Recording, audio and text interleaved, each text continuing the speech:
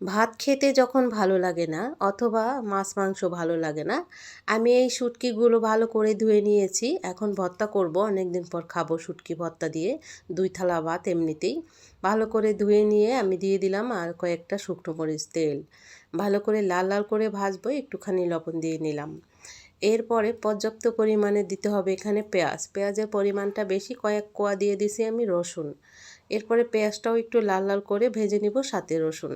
একটুখানি মরিচের গুঁড়া দিয়ে দিলাম। পেঁয়াজ, রসুন আর মাছ, শুটকি ভালোভাবে লাল লাল করে ভাজা হয়ে গেছে। এখন আমি বেটে নিব। চাইলে আপনারা হামাদিস্তায়ও এভাবে করে ছেঁচে বাটা দিয়ে নিতে পারেন। তার থেকে ভালো এই যে পাটা আর পুতায় ভর্তা করলে ফিনিশিংটা ভালো হয়। আর সাথে সাথে কখন যে ভাত খেয়ে নিব, সাথে যদি থাকে এক টুকরো লেবু। এখন আমি ভাত খাওয়ার জন্য রেডি। আমার তো জিভে জল চলেই আসছে। বাস ভাতটা একটু থালায় নিয়ে নিলাম আর এক টুকরো লেবু, সাথে শুটকি। কী আর বলবো, অনেক দিন পর এরকম, তাও এই মাছের শুটকি আমি প্রথম খেলাম। মাছটা আমাকে বলে দিয়েছিল শুটকি যখন কিনেছি লোকটায়, কিন্তু এই মুহূর্তে মনে নেই। চামড়া যে খোসা বা আইস এগুলো আমি ফেলে দিয়েছি।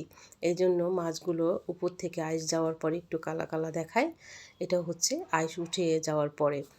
আর আমি এখন ভাত নিয়ে নিচ্ছি, খেয়ে নিলাম। অসাধারণ, মাশাল্লাহ, আল্লাহর নেয়ামত।